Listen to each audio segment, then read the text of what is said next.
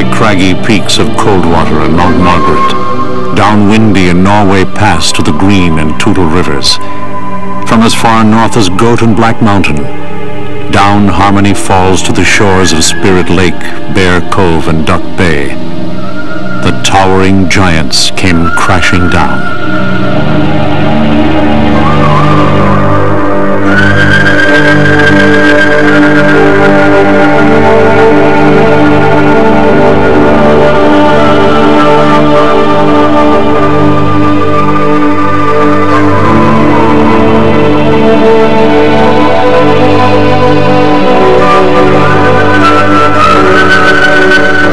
Mountain hemlock and noble fir, western red cedar, Douglas, and Pacific silver fir, the backbones of an untouched evergreen forest, their mighty trunks snapped like toothpicks beneath a searing cloud of blackened ash.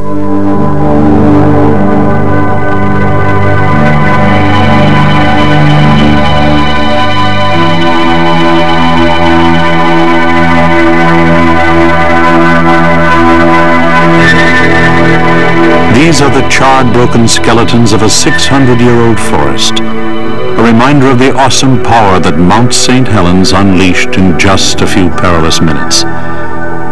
Where lush green forests and a snow-capped volcano once sparked our imagination, now a gaping crater and lifeless moonscape stir an overwhelming sense of awe.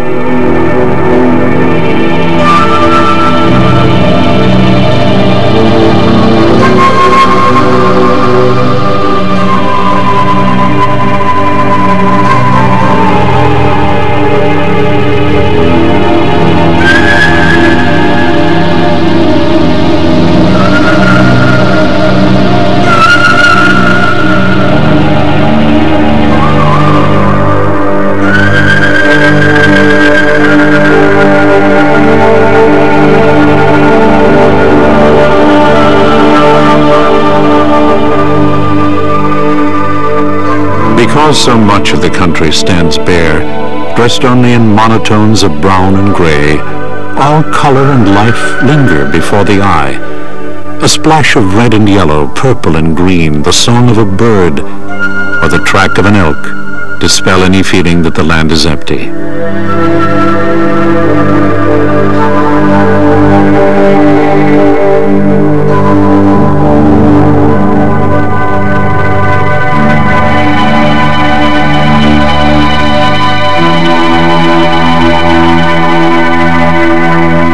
But to biologists who came to Mount St. Helens soon after the eruption, it was lifeless and empty.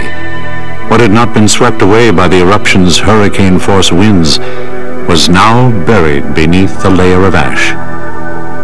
To their astonishment, scientists soon discovered that the process of recovery began even before the hot debris had time to cool. For beneath the layer of sterile ash, plants and animals had survived the eruption's fury. Today, these survivors play an essential but unforeseen role in speeding the natural recovery of the land. For scientists, the landscape is a giant stage constructed for them to watch the unfolding drama of life returning to the volcano. It is a stage for all ages to observe how nature heals itself amidst such destruction.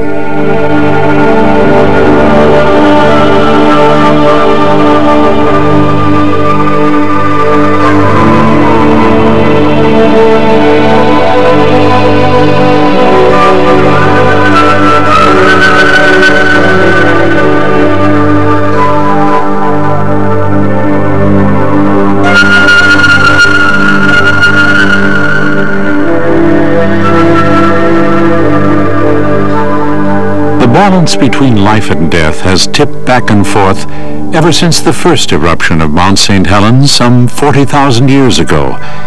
Lava and ash that engulf a forest eventually become carpeted with new trees.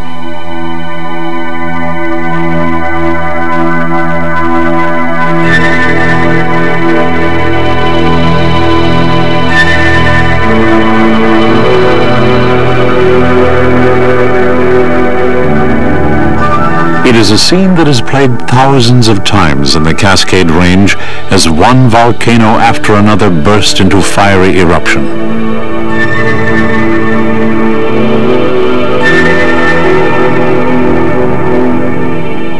Which way the balance will tip in the future depends on Mount St. Helens. Plants are gaining a temporary foothold, animals are returning, and so are the people. But how soon will another searing cloud of pumice and ash sweep down the volcano's flanks?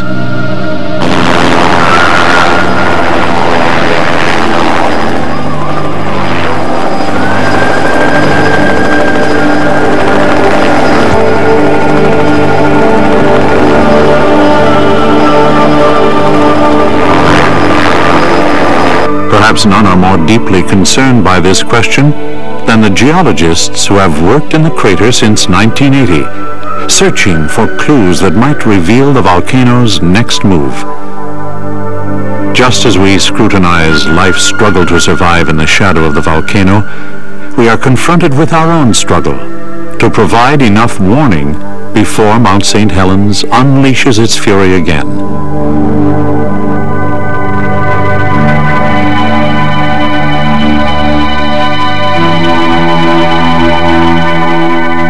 The gaping crater is little more than a shell of its former grandeur. Nothing is stable here, least of all the huge lava dome growing from its center.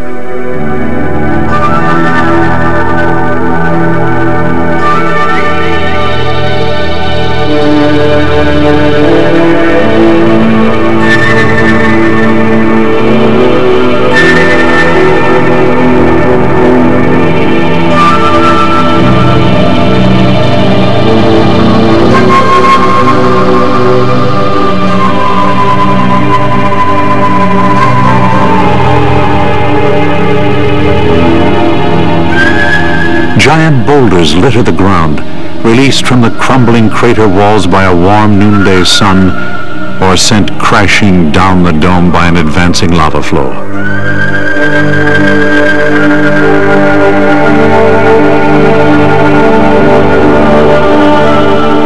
Born of fire, it is an eerie and formidable place.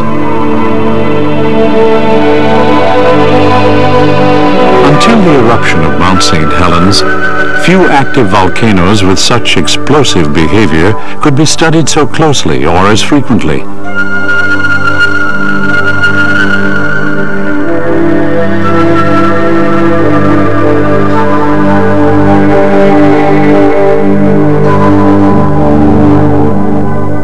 Day after day, week after week, geologists probe the volcano with sensitive instruments, monitoring its vital signs like doctors diagnosing a patient. Each new eruption becomes a test case, revealing old and sometimes new symptoms, which hint that an eruption is brewing.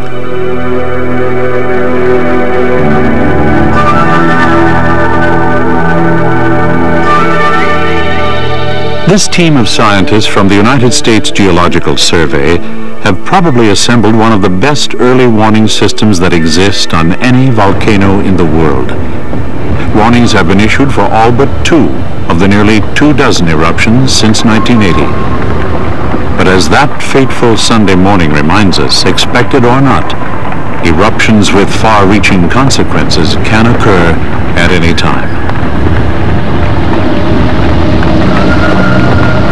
7 years after the eruption, people living downstream from the volcano are still trying to undo the consequences of the May 18, 1980 eruption. In towns like Longview, Kelso, and Castle Rock, 55 miles from the volcano, floods and mud flows continue to threaten more than 75,000 people with mud and debris. The Toutle River Valley has been ravaged by giant mudflows for thousands of years. Here the power of man is pitted against the power of a volcano, as men and machines try to prevent nature from repeating itself. The cause for concern is not the volcano. It is the 3.5 billion cubic yards of loose volcanic rock that slid into the North Fork Toutle River during the first few minutes of the eruption. A mountain of debris 15 miles long and as deep as 600 feet. This is the eruption's legacy.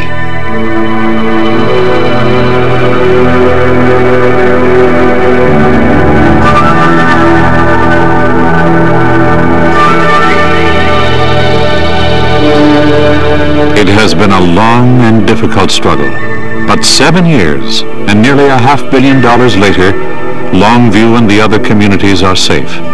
No flooding has occurred. But for those who remember Mount St. Helens as a tranquil and peaceful mountain, it has come at a painfully high price.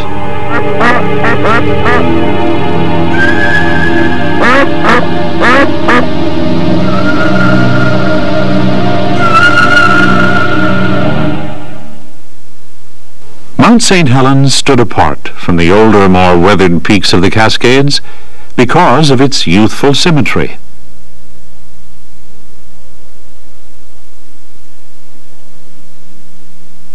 Glistening white in every season, its very beauty deceived thousands through the years who gave it their hearts. Climbers and hikers, photographers and artists, and even a lifetime friend, Harry Truman. He had spent 50 of his 84 years living in the shadow of the mountain. In 1909, the first group of YMCA campers trekked to the shores of Spirit Lake. It was a grueling 3-day trip in the early years. The boys walked while their baggage rode. In the 1920s, boys headed for summer camp departed from Portland in an open lorry. Over the years, Spirit Lake became the hub of summer activities for families and children. Between the Forest Service and YMCA, Girl Scouts and Boy Scouts, Harmony Falls Resort, and Truman's Lodge, nearly a half-dozen camps ring the lake. Summertime erupted with the roar of laughing and screaming campers. The list of activities was endless. Whether rolling logs or playing volleyball, learning how to plant trees or fight fires, playing pranks or telling stories at the evening campfire. Thousands shared their youth with Mount St. Helens.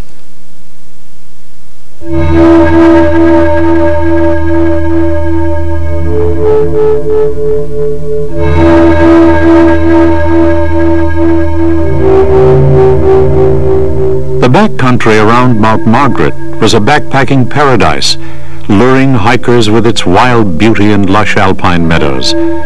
New and surprising sights were always just around the next bend in the trail, and even more exotic over the next ridge. Mountain lakes lay like sparkling jewels amidst one of the largest remaining stands of old-growth Douglas fir in the Cascades. Beneath these towering giants, the delicate trillium and dogwood bunchberry grew, and elk, deer, and black bears took shelter.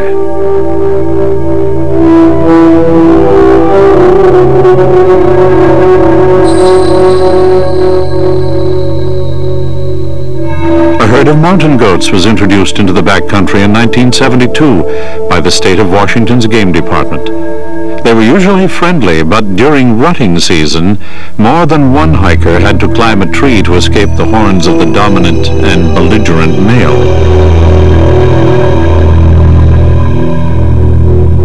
Without prodding from a stubborn mountain goat, thousands climbed Mount St. Helens every year, second in number only to neighboring Mount Hood. The initial ascent of Mount St. Helens was made in 1853. For more than a century after, the magnetic appeal of its looming peak drew mountaineers up the long white slopes. In In the early days, seeing the fire look out meant that you were almost at the top, and with luck, might be served hot coffee and homemade donuts by the amiable host. Coffee or not, everyone was treated with stupendous views of the other Cascade giants that rose like icebergs above an ocean, each valley a wave that rolled on as far as the eye could see. But stretching beneath the green depths of the forest were dangerous signs that led back to the ice cap of Mount St. Helens.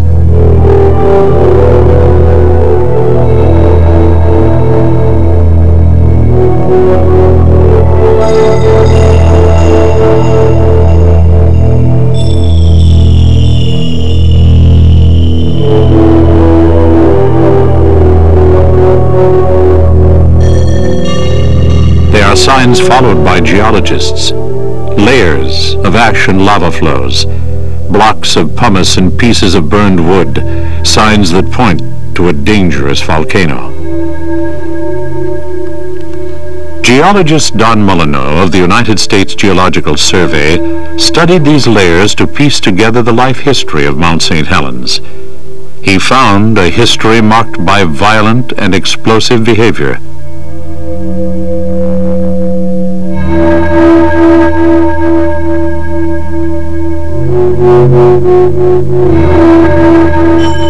Stacked like layers in a cake, these deposits were the key to understanding the volcano's history.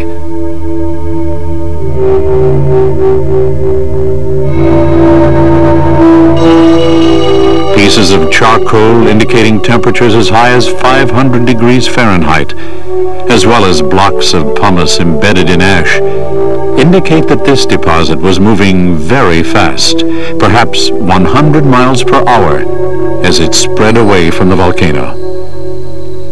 Areas less than 5 miles from the mountain are buried with many different layers of pumice and ash as deep as 15 feet. One layer is about 3,500 years old and can be traced into Alberta, Canada.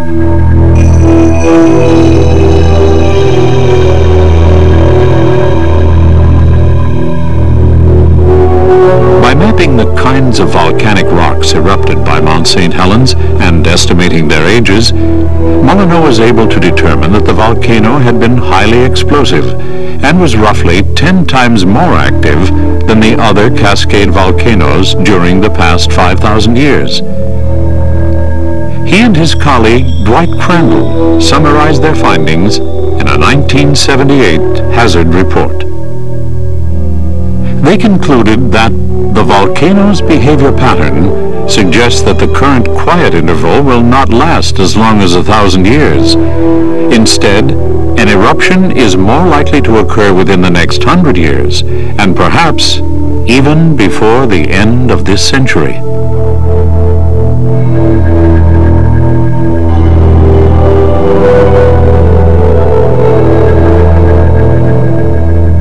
Scientists like Molyneux were counting on the volcano to behave in much the same way as it had in the past.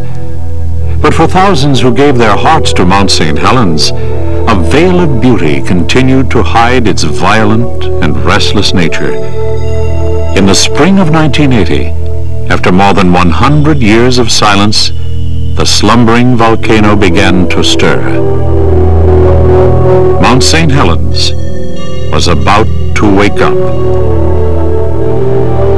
A moderate-sized earthquake measuring 4.2 on the Richter scale shook Mount St. Helens March 20th. Although scientists had located dozens of quakes beneath the volcano, it was the largest ever recorded at the mountain. And the fact that it occurred just below the surface and was followed by dozens of aftershocks made it even more unusual. The swarm of earthquakes increased dramatically March 25th. 24 quakes greater than magnitude 4 occurred in only 8 hours, 5 in less than 1 hour.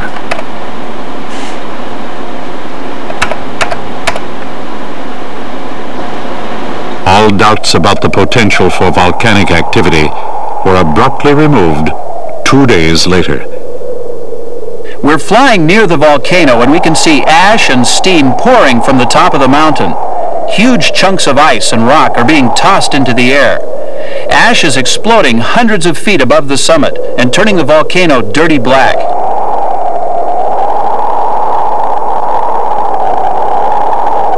The volcano's crown of ice was fast becoming marred by severe changes. Powerful eruptions of superheated steam blasted a crater 200 feet wide through the ice cap. As hundreds of earthquakes continued to shake the mountain, two giant crack systems broke across the entire summit area on both sides of the crater, an ominous warning of the volcano's growing instability. More steam blasts carved a second crater that quickly merged with the first. By early April, the cauldron had grown 1,500 feet across.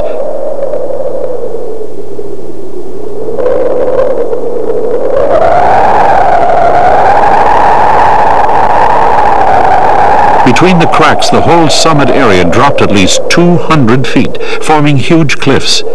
Hundreds of new fractures pierced the ice daily.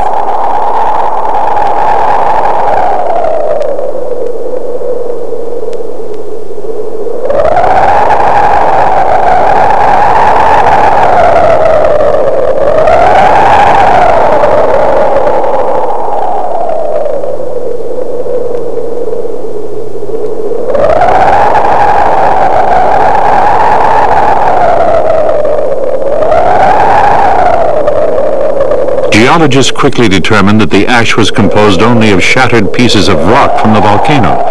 The rocks were pulverized by the tremendous jetting action caused as hot water suddenly flashes to steam. For now at least, scientists knew that fresh molten rock had not yet forced its way high into the volcano.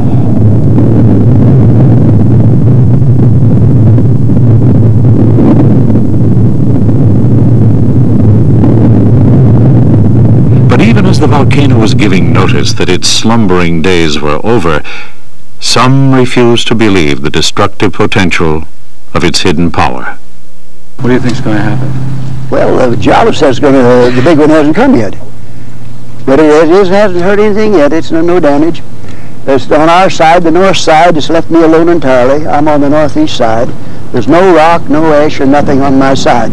If there's anything that's coming into the Ape Canyon and the plains of Abraham, if there's any slide at all. But our side of the mountain shows no rock, no lava, or not a thing coming down on our side.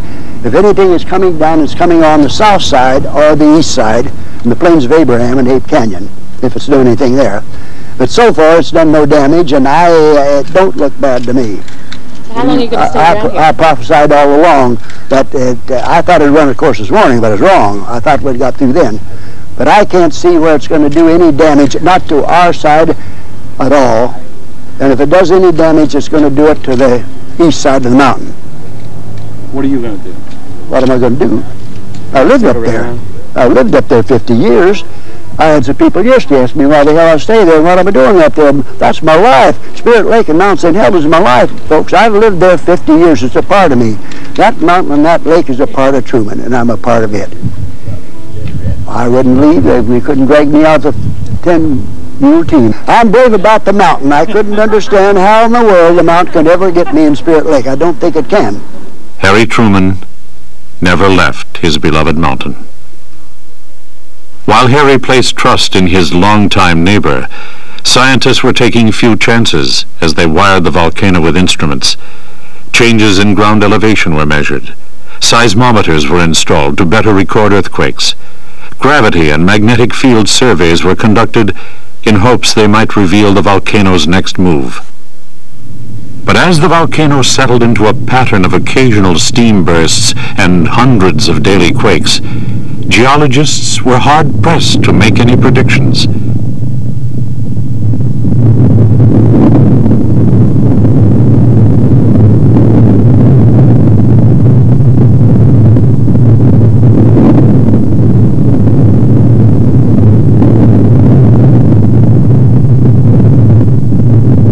The spectacle of an erupting volcano drew thousands of sightseers eager for a closer view. Some even christened the volcano Old Shake and Bake. Viewed from the south, it was still easy to believe in the innocence of its graceful cone. On the north side, however, An ominous bulge was taking on sinister proportions.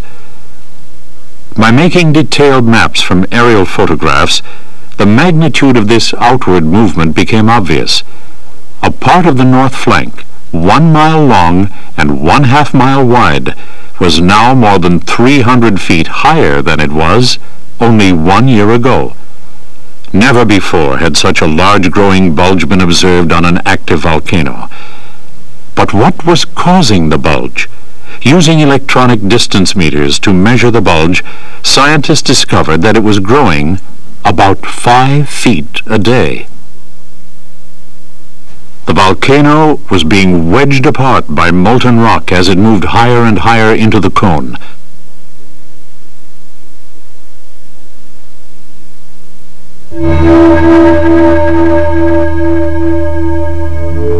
Given the extent of the bulge, a new warning was issued.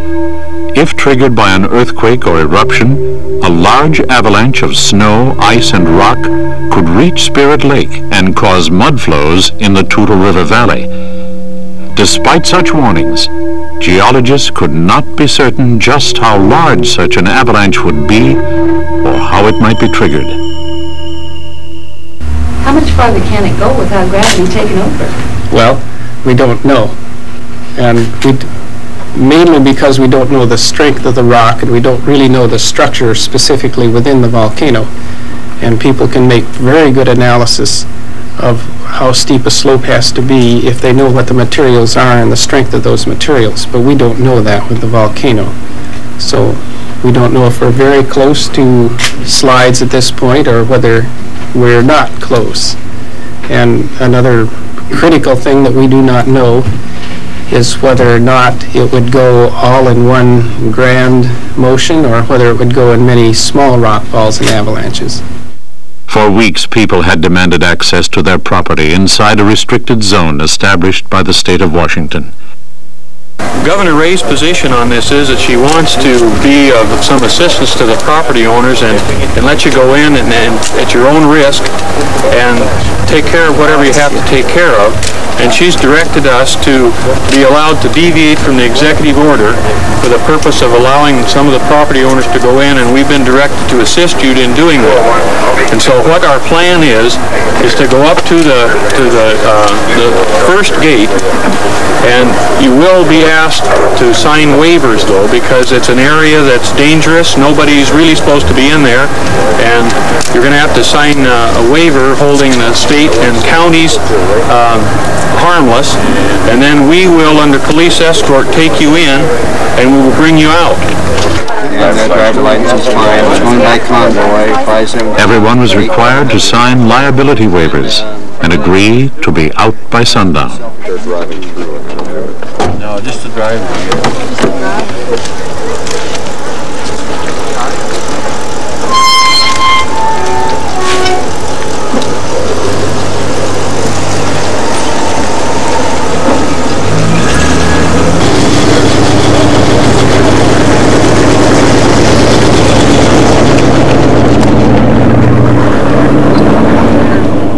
Geologist Dave Johnston arrived a day early at the United States Geological Survey's observation site to take over measuring the bulge.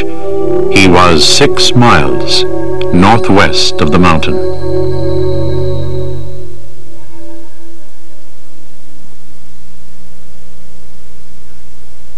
Vancouver, this is Johnston. Surveys show no change in the bulge today. Repeat, no change. Yeah, Dave, that agrees well here. We see no change in the earthquake count either. Vancouver, clear.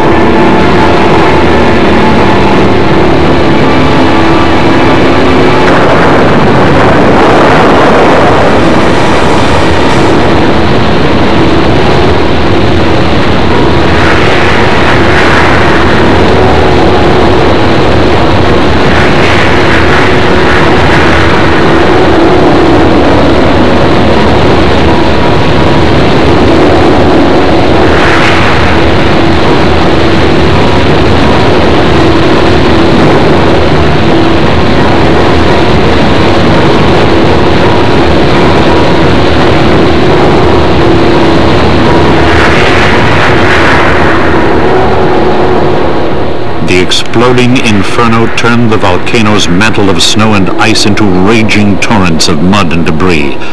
Mud flows poured down river valleys, ripping trees from their roots and engulfing everything in their paths. In the South Fork Toutle River, thousands of logs swept from a lumber yard surged downriver. In less than 3 hours, the mud flow peaked 21 feet high. As mud flows raced far beyond the volcano, a plume of ash thrust 12 miles into the sky. Blown eastward by strong winds, the gritty cloud cast an eerie darkness across Washington. Like a dry winter snow, the ash covered everything.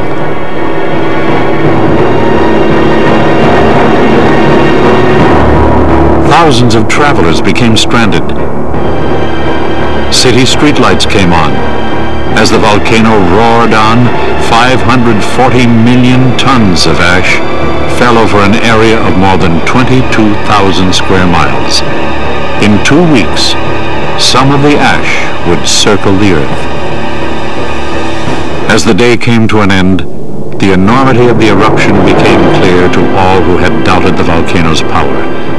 Even scientists familiar with the volcano were overwhelmed by the day's events. In the words of one geologist who flew around the volcano during the day, "My feelings involved a complex mixture of awe, frustration, and sadness. Awe at the immensity of the eruption, frustration in not being able to get closer to it, and sadness at the almost certain deaths of Dave Johnston and Harry Truman and many others."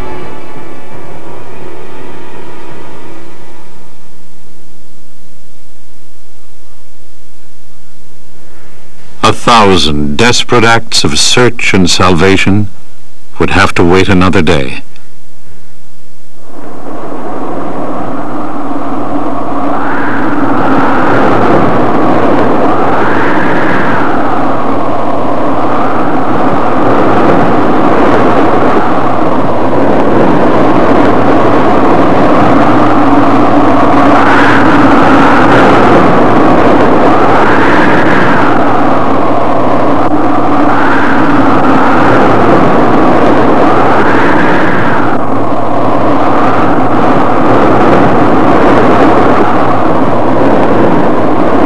With so much of the land lifeless and desolate, it is hard to comprehend the energy released by the volcano. Why did it blast hot debris across the land instead of skyward? What finally triggered the eruption? Within seconds of a magnitude 5 earthquake, the entire north flank of the mountain fell apart in a colossal avalanche. Explosions ripped through the sliding debris and quickly formed a blast of ash, rock, and gas that swept as fast as 300 miles an hour across the land. With more than 1,000 feet of its summit gone, the volcano was like a giant pressure cooker suddenly unleashed.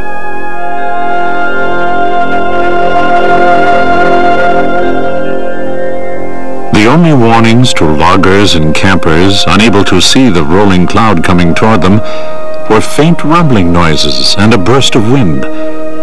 When escape became impossible, they sought shelter beneath logs and behind trees. Even as hundreds of trees fell around them, they heard nothing.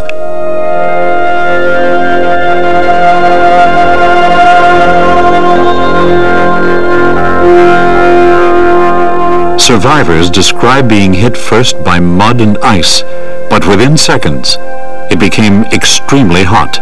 Hundreds of small fires started, and plastic on vehicles melted as temperatures reached 600 degrees Fahrenheit. 57 people were reported dead or missing.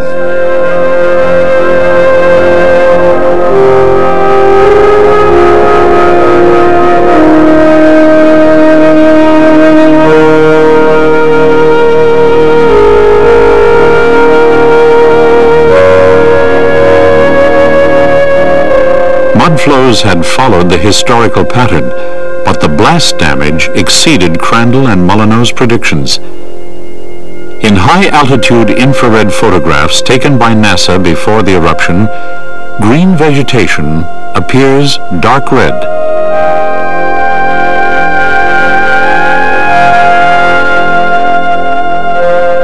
After the eruption, all life is absent, far beyond what was considered the danger zone.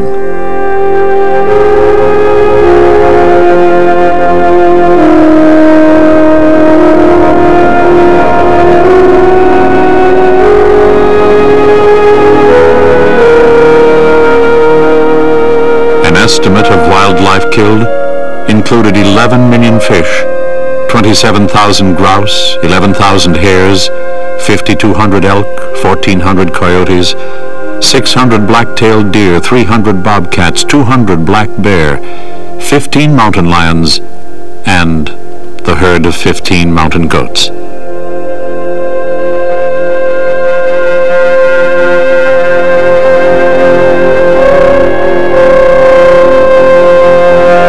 Mount St. Helens has remained intermittently active. At least 15 lesser eruptions have occurred since the cataclysmic event.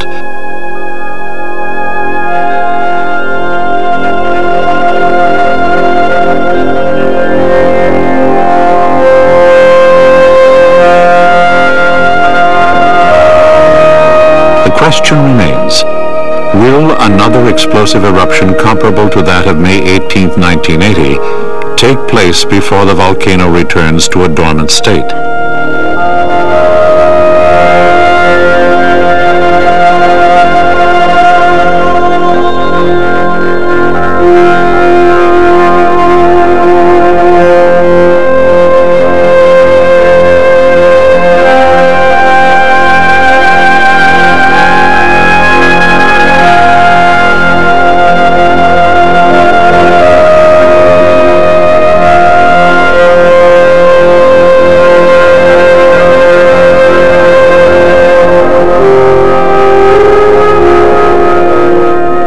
After the sun disappeared from the sky on that fateful day, the volcano's shadow continued to spread uncertainty across the northwest.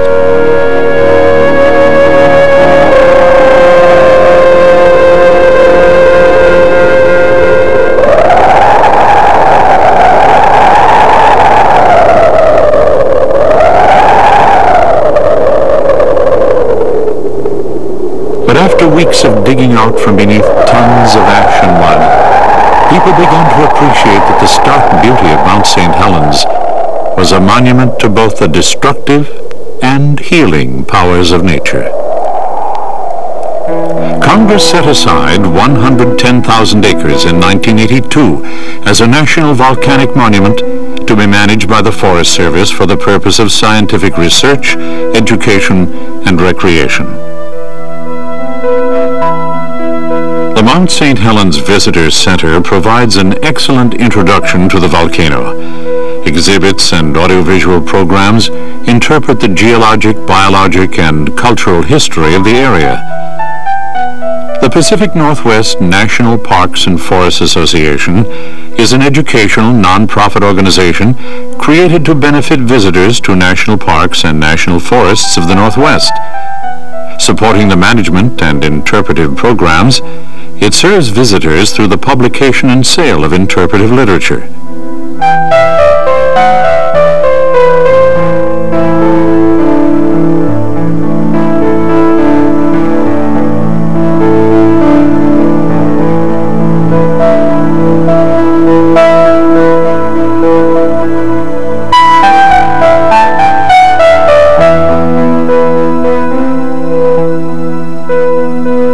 Recreational and education facilities offer an invitation to explore, enjoy, and learn from one of nature's most dynamic places.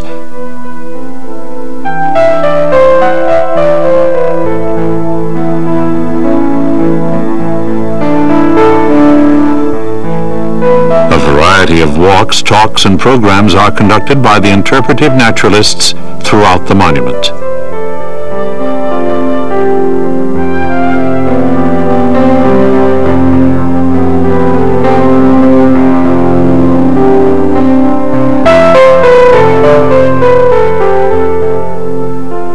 For a generation that remembers the events of May 18th, the plants and animals surviving in this barren land are living testimony to the healing power of nature.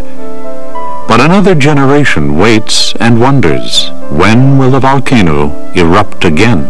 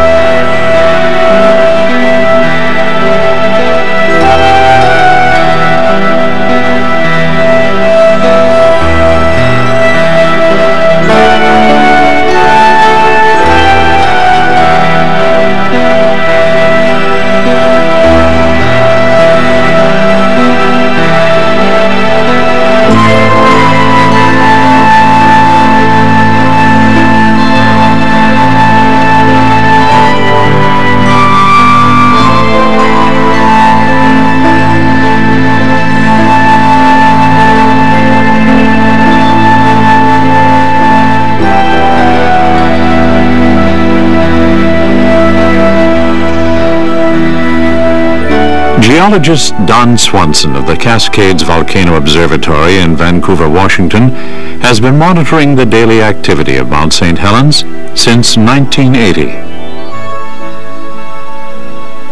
Probably the biggest opportunity the volcano has presented to us is the opportunity to devise and test methods for predicting eruptions. We do that in the crater, and in fact most of the measurements are made right on the lava dome. The dome is really just the upper part of the system of molten rock that extends down to great depths into the Earth's surface. And by measuring the movements on the lava dome, we have learned that the dome begins to swell before eruptions, and this allows us to predict them.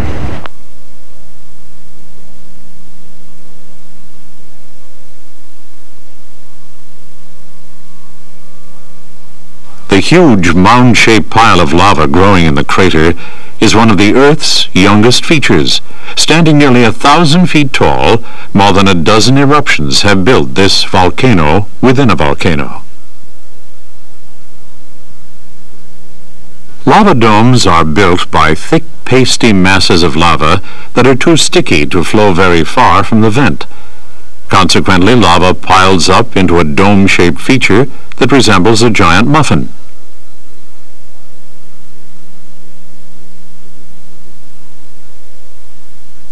This dome in 1980 was affectionately named Muffy by geologists. Lava of the Mount St. Helens dome is about 1 million times thicker than the fluid lavas erupted from Kilauea volcano in Hawaii. The lava is stickier because it contains more silica, the basic building block of volcanic rocks.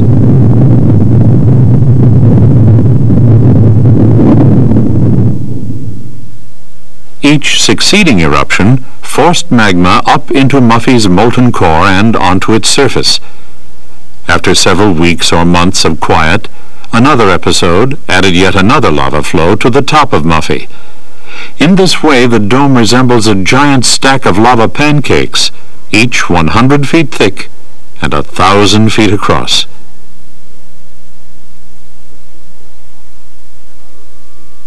But geologists cannot actually see a batch of magma rising into the dome.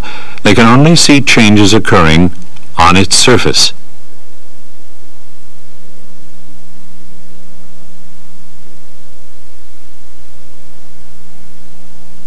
They must use sensitive instruments that can detect increasing pressure and stresses caused by magma moving beneath the volcano.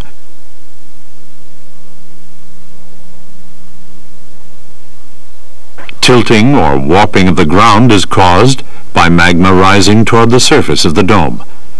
A specially designed radio transmitter relays data every 5 minutes to a computer at the observatory.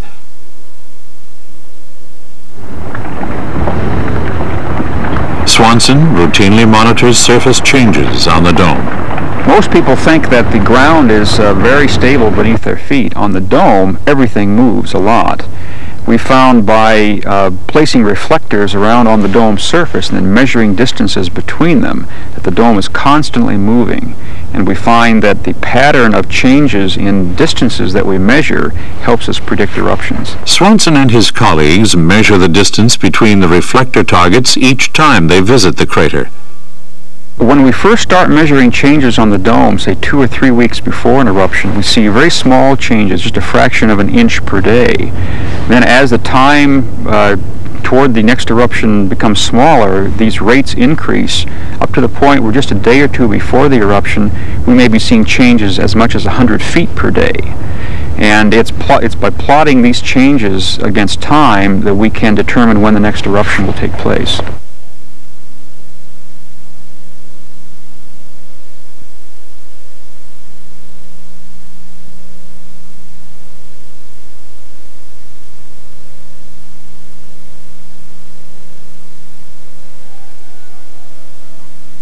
These techniques are used in combination with a study of earthquakes occurring beneath the volcano to predict eruptions. As magma makes room for itself during its upward journey, it fractures the overlying rocks, causing earthquakes.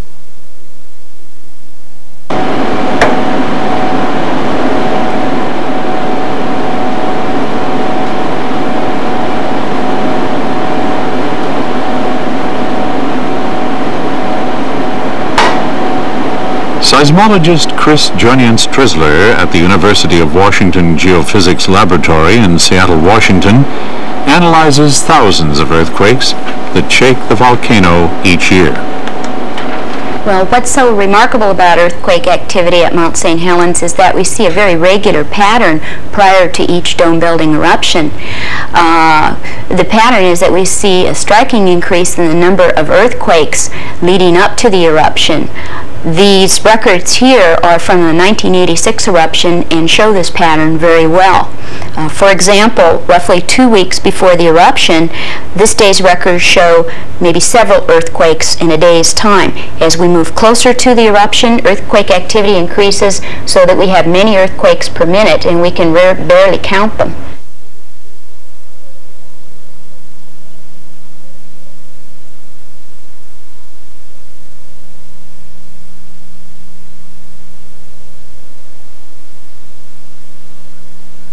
Most of the earthquakes are less than a magnitude 2 on the Richter scale and can be felt only in the crater. But by determining the size and location of earthquakes occurring beneath the volcano each day, scientists have learned to recognize a pattern in the quakes that leads to an eruption. Even though we've seen this pattern so many times in the past, we have to be careful not to be too overconfident in our ability to provide warning. The pattern itself could change at any time.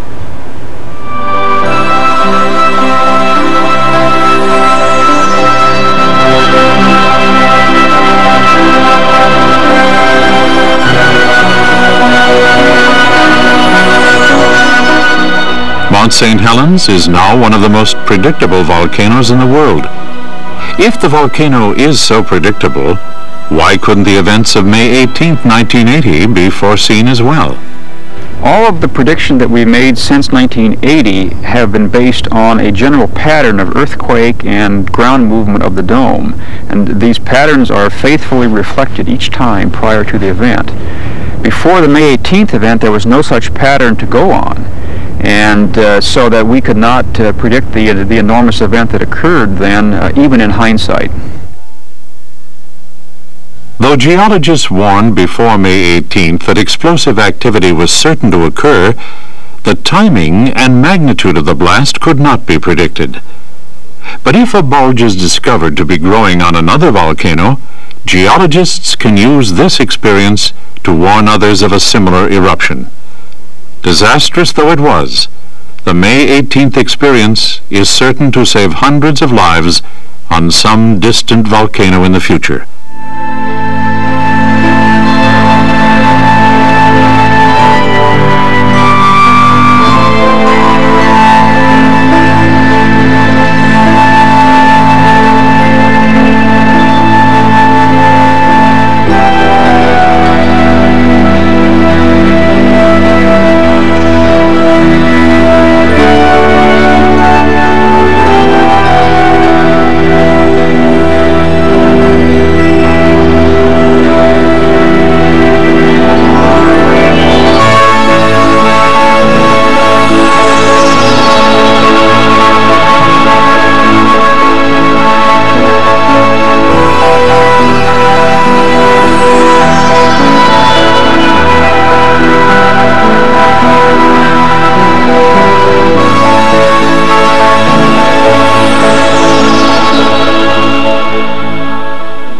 Before nightfall descends on the volcano, geologists leave for home and visitors search for greener and more familiar ground. But here in the shadow of Mount St. Helens, others take refuge where they can. There is a striking abundance of living things that manage to survive in a land with so little food and shelter.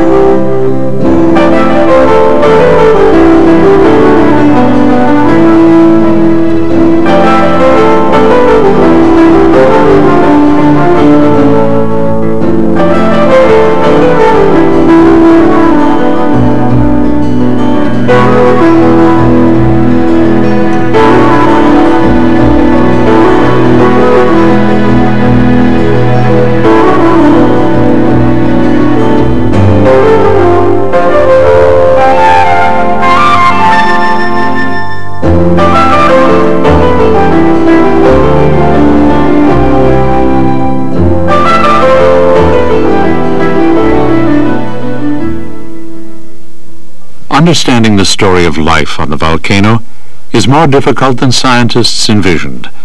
By making detailed surveys of plants and animals each summer, Dr. Jim McMahon of Utah State University pieces together life's new beginning.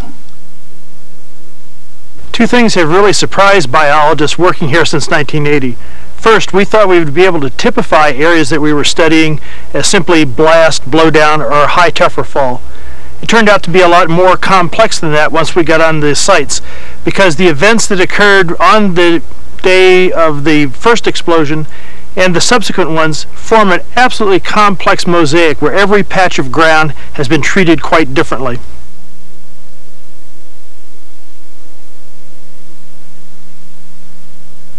The second really interesting thing is the fact that when we got here in 1980, it looked so devastated that it was hard to believe anything had survived. But in fact, after carefully scrutinizing the area, a lot of organisms had survived in different kinds of places. And what this means is that the volcano is composed of a mosaic of surviving organisms that will spread out from those points of survival and fill in the whole area rather than filling in only from the edges. In one of the great paradoxes of nature, the dominant and stately conifers were helpless against the volcano. With their lofty crowns of branches and needles acting like sails, the giant trees caught the full force of the blast.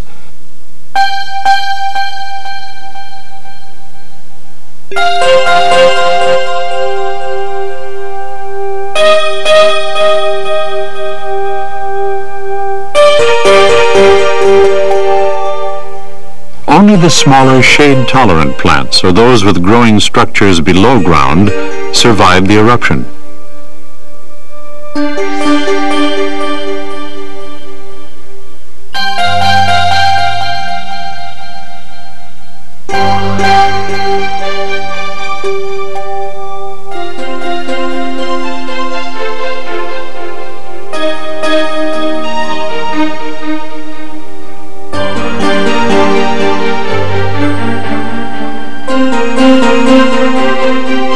In eerie silence, a ghost forest stands watch over a generation destined to become the new giants.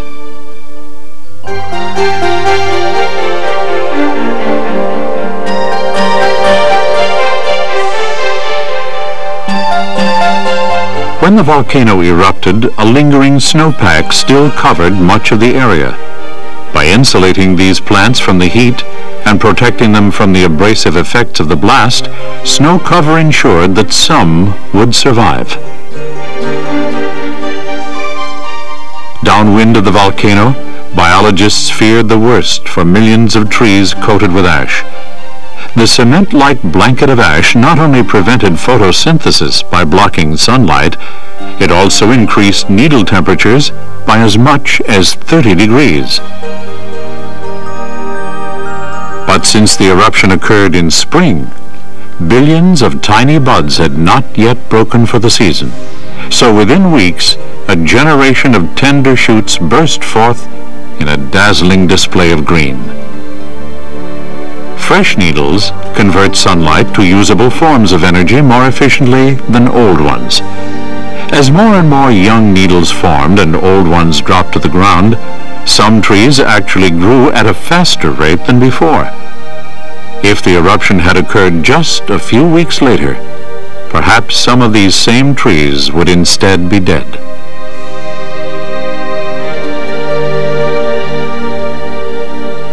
The need for reforestation, a significant feature of the Forest Service's management program, was immediately created by the eruption. Out of 150,000 devastated acres, approximately 13,000 outside the legal boundaries of Mount St. Helens National Volcanic Monument were considered for reforestation. However, silviculturists were confronted with a drastically modified environment above and below ground. The new soil profile laid in place is explained by Gene Slonaker. After the eruption, we faced some different things than we'd ever run into before.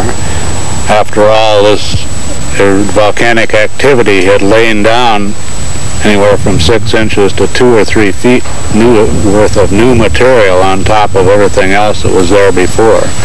To illustrate that, let me show you in this hole that we've dug, just for your information. Looking down at the bottom here, this light brown layer is the old soil that was there before, and that's where most of the moisture and organic material is. Next up from that is light gray, looks like gray beach sand almost, and it's particles, broken up rock particles that came out first from the effect of the actual blast itself.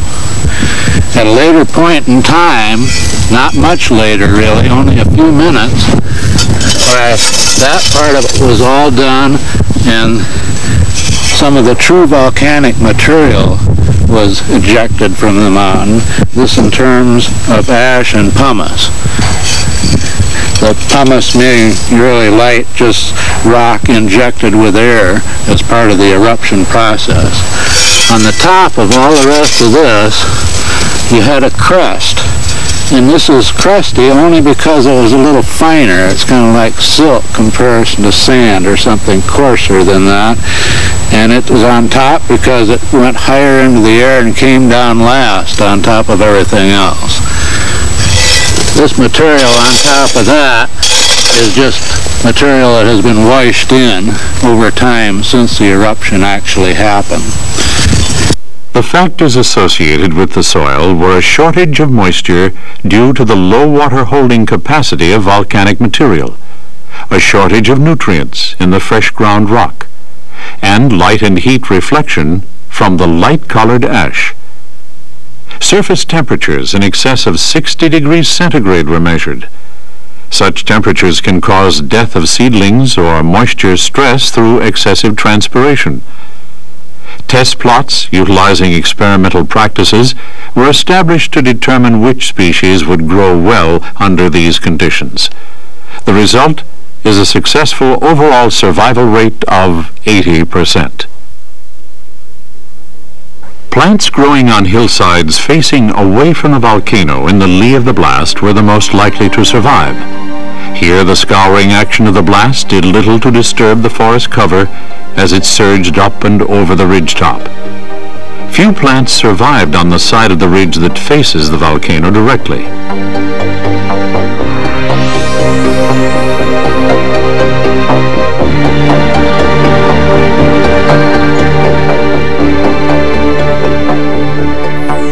But by far the most extensive plant cover today is found in areas that were cleared of timber before the eruption.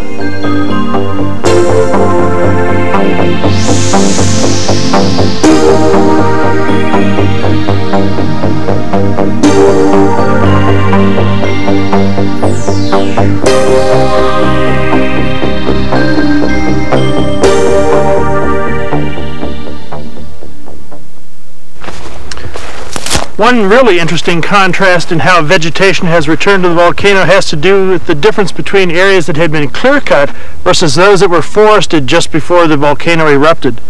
Areas that had been clear-cut had plants in them that were adapted to being in bright, sunlit, open areas with high temperatures, whereas the forested areas had plants that needed a lot of shade. A good example of a plant that does well in such a situation is this plant, fireweed. It can occur in almost any kind of disturbance. And another one is this one, pearly everlasting. Both of these species have seeds that can move very rapidly, so not only did they occur in the clear-cut areas, but as you look across the entire volcano now, it is one big clear-cut, and so they occur everywhere. The bracken fern has a stem that grows underground. It helps to keep the plant from drying out and to spread rapidly through an area.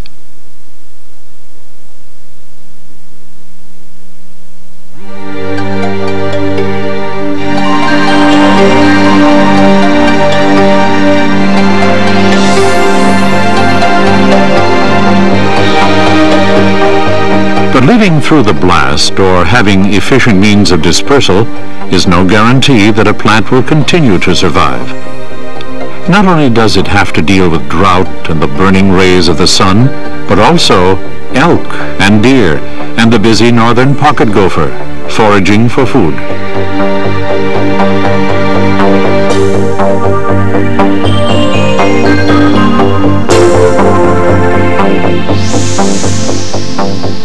Because they live in underground burrows, small mammals like the gopher are perfectly suited for surviving eruptions. But very little is known about how their activities may alter the recovery of plants above ground. Dr. McMahon believes that a true picture of the recovery story will emerge only by including a study of burrowing mammals.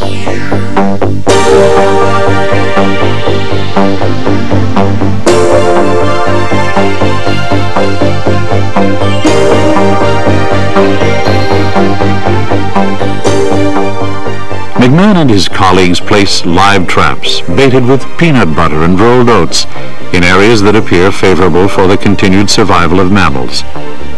Even though this site is less than 2 miles from the crater, the surviving vegetation is a good sign that mammals reside below ground.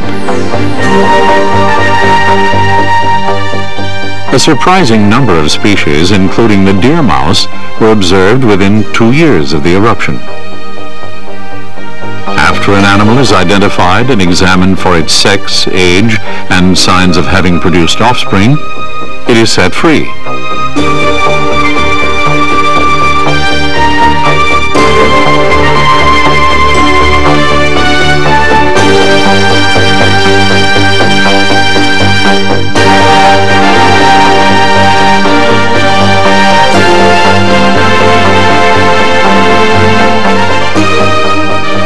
It is the pocket gopher, however, that is most helpful to plants. One kind of spore that gopher digging brings to the surface is the spore of a fungus that infects the roots of plants, and the root plus the fungus is called a mycorrhiza. The significance of this is that these mycorrhizae allow plants to take water and phosphorus up more effectively when they're infected by the fungus than when the fungus isn't there. More than 95% of the plants throughout the world have this kind of association.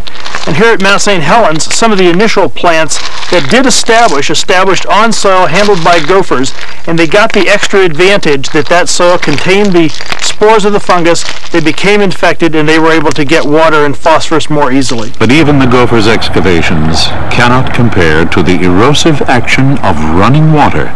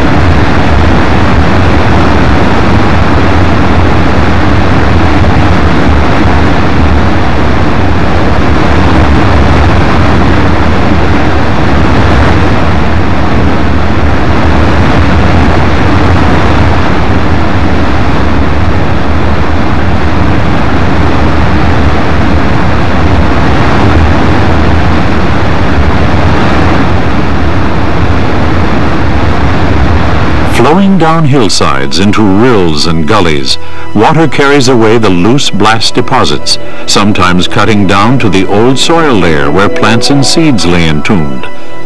Uncovered as late as 3 years after the eruption, they were still able to grow and germinate. Thousands of gullies lined with life challenge the commonly held belief that erosion is detrimental to plants. Where erosion cannot remove ash and pumice because of a thick tangle of downed trees, recovery of the land will be much slower.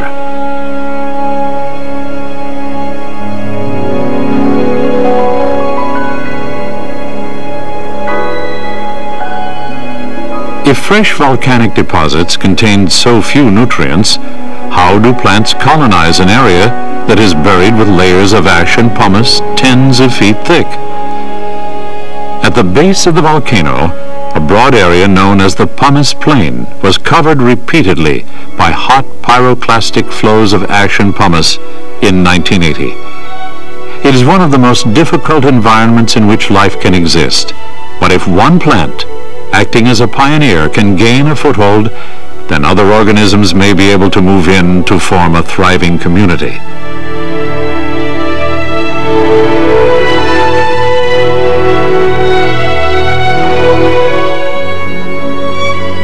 This community of prairie lupines began as a single plant in 1981. Adapted to dry alpine environments, the lupine is a successful invader of the pumice plain because of tiny bacteria-forming nodules on its roots. The nodules enable it to get nitrogen, the key ingredient missing in ash, directly from the atmosphere. Most of the nitrogen is released into the soil when the plant dies. A single prairie lupine is an island in a sea of pumice, promising food and shelter for insects and seeds sailing in on the wind. Scientists estimate that tons of insects per acre rain down on the ground every year. Not every lupine develops into a full community. There is a high mortality rate on the pumice plain. But a few solitary islands may grow together and provide enough nutrients and shelter for larger animals.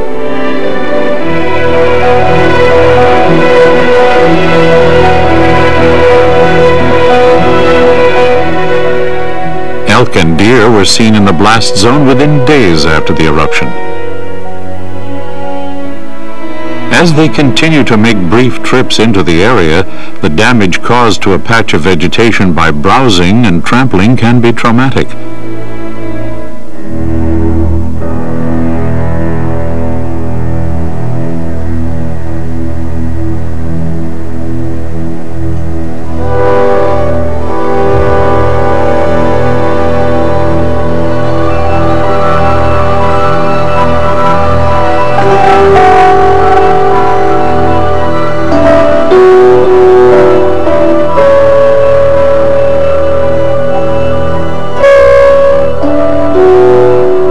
Since there is a shortage of water, backcountry lakes are important watering holes for animals passing through. What first appears to be just as barren as the surrounding land, the lakes are actually teeming with life. Many lakes in the area of Mount St. Helens on the morning of May 18th were still partially covered by ice. And when the volcanic materials began to fall into the water, the effect of that material was very, very slight. That was in strong contrast to the areas all around the lakes that might have the trees completely blown down. The result of this is that a lot of animals, for example, frogs and salamanders, that were just beginning to begin spring courtship, were able to complete courtship in a perfectly normal way. And that set the scene for later in the summer, where you could see thousands of salamander larvae and frog tadpoles in the lake while you were standing in the midst of a forest that had been completely denuded. Thousands of organisms thrive today just as before the eruption. These are the true oases in a desert of ash and pumice.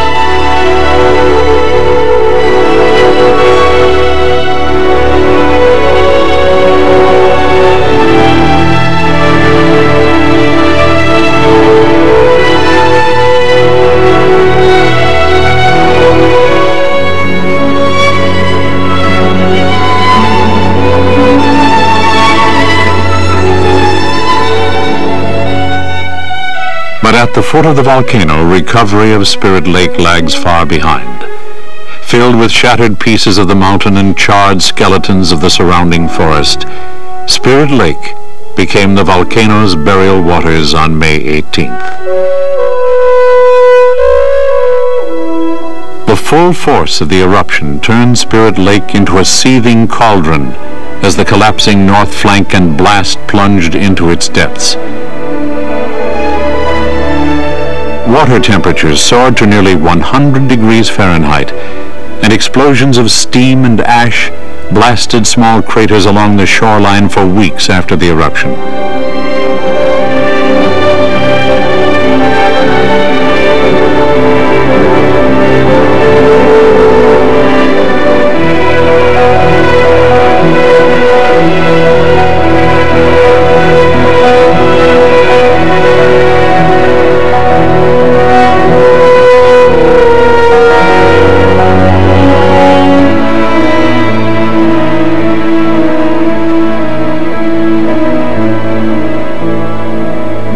So much of the volcano slid into the lake that its water level rose 200 feet in a matter of minutes, and giant waves splashed as high as 400 feet up surrounding ridges, washing soil and trees back into the lake. The hot water and thousands of trees quickly depleted the most important nutrient needed by a healthy lake: oxygen. Without oxygen, a kind of primordial soup formed as bacteria and microscopic organisms attacked the organic debris, releasing foul-smelling gas like a sewage lagoon.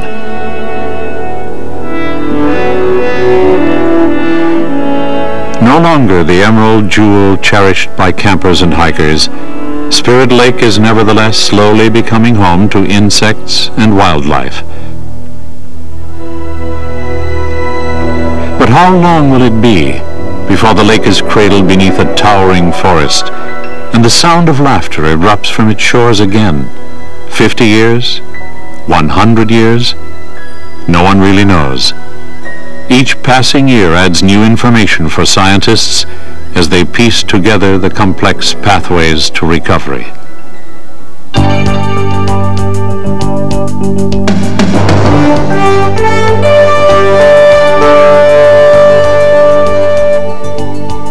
Visitors continue to come with fascination and awe, some perhaps with fear, as they witness the volcano's power. Whatever sense of dread they may be feeling, the fact that they will be gone by nightfall is reassuring.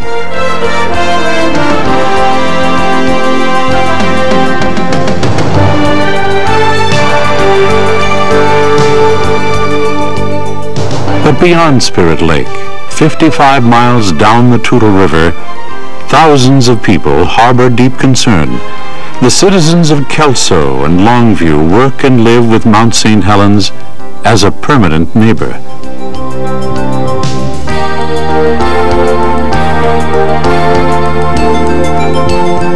Longview is a thriving port of call for cargo ships from around the world.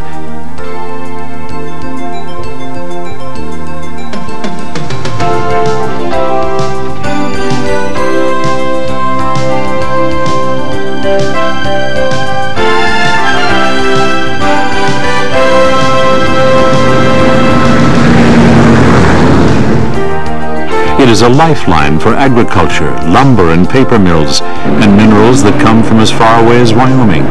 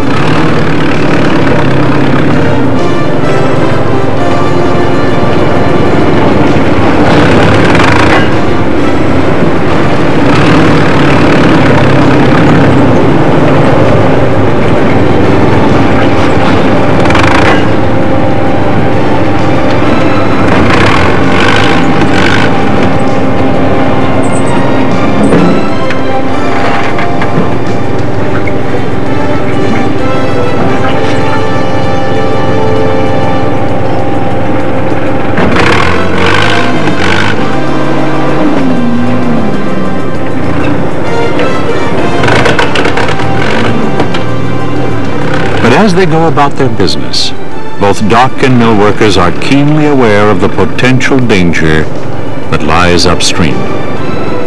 Since the eruption, they have struggled to find ways to deal with the legacy left by the volcano at their doorsteps. Tons and tons of sand and silt that threaten to clog the Toutle and Cowlitz rivers, even the mighty Columbia. The responsibility for restoring lost flood protection fell upon the Army Corps of Engineers. 2 days after the eruption, the Corps began emergency operations on the Columbia to clean the blocked shipping channel. 67 river miles from the mountain, mud flows from the Cowlitz River had emptied approximately 45 million cubic yards of material over a 10-mile reach. Pipeline dredging operations continued for 5 months to fully restore the channel.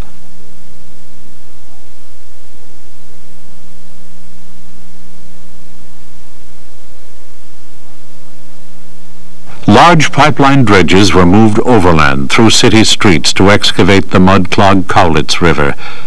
37 contracts were let by the Corps for dredging and excavating work. It would take a 1,000-man workforce a period of months to undo what the mud flows had accomplished in 1 day.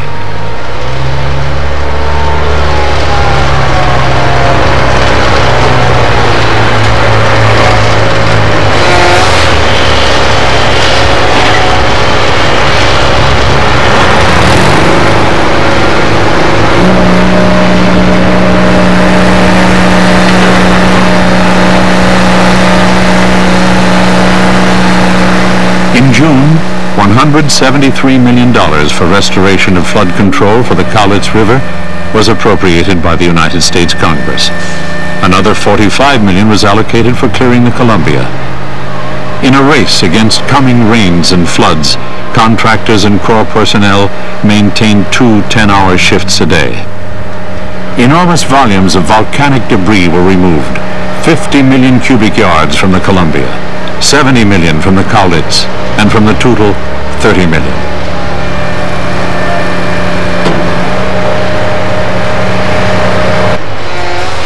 At the peak of work in October, contractors were working 23 pipeline dredges, 52 drag lines, and 250 other pieces of earth-moving machinery. Still, the sediment kept coming. Faced with the endless task of keeping the river channels clear, the Army Corps chose instead to trap the sediment before it can move downstream, behind an earthen dam on the Toutle River.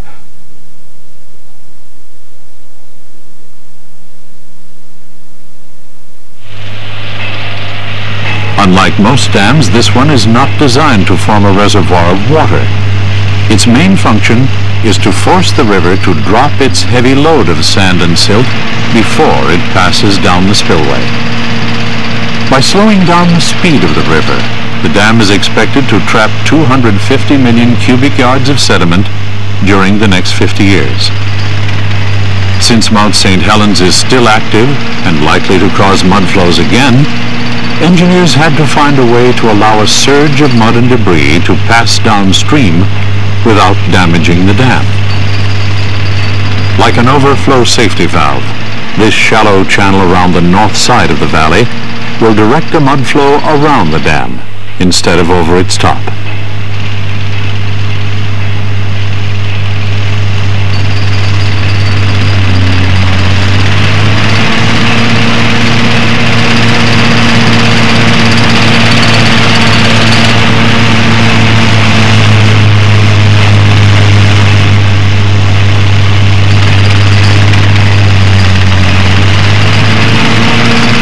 Here the power of man is pitted against the volcano. Only time will tell which will lay claim to victory.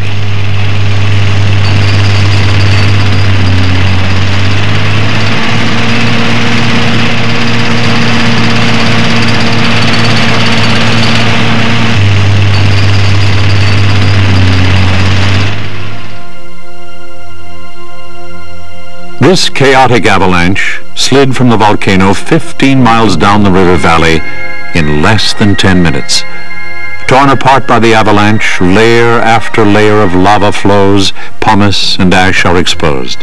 Each layer a permanent record of its turbulent history.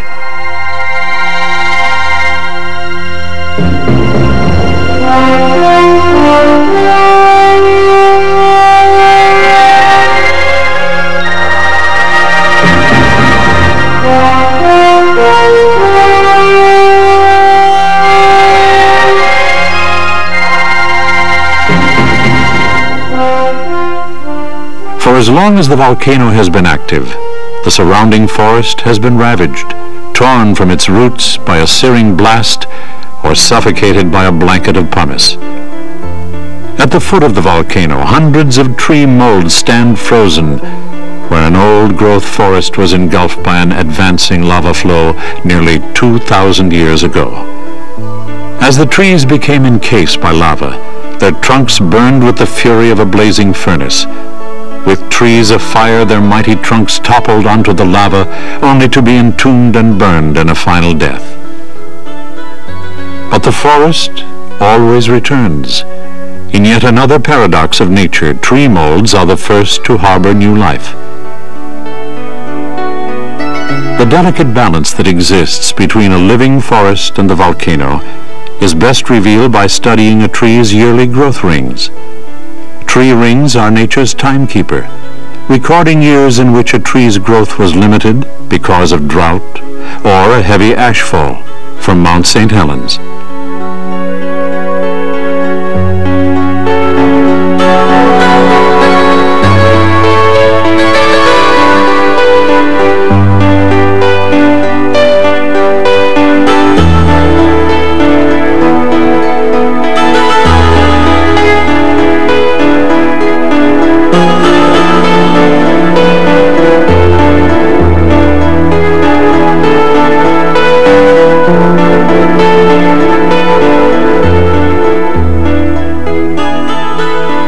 After taking a pencil-thin core from a tree, Ken Cameron measures the width of each annual growth ring, paying close attention to any sequence of rings that occur extremely close together.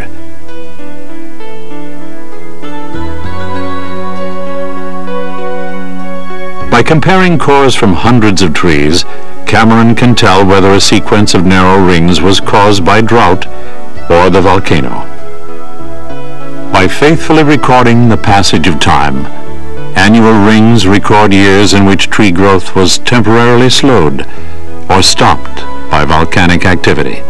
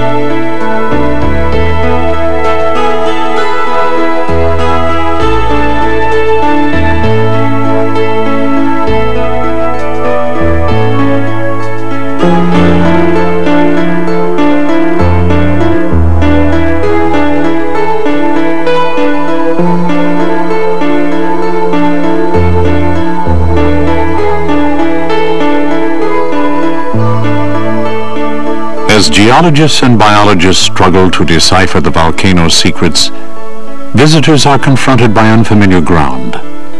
Unlike those who came before, they are not likely to forget that the breathtaking views and land beneath their feet are gifts from a power that can just as easily take them away. For change is the enduring force here. Only one thing is certain: the volcano will erupt again. The timeless power of the land, that union of what is beautiful with what is terrifying, is insistent here, felt by all who tread beneath the volcano. In all its splendor and horror, Mount St. Helens is a monument to the power of nature, whose breath both consumes and gives life.